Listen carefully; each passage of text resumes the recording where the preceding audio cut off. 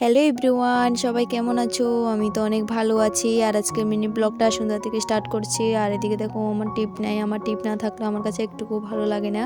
আর এদিকে আমি আমার মেজো জাল থেকে একটা খয়েরি টিপ নিয়ে নিলাম ছোট। তো টিপটা আমি দিয়ে দেবো এখন।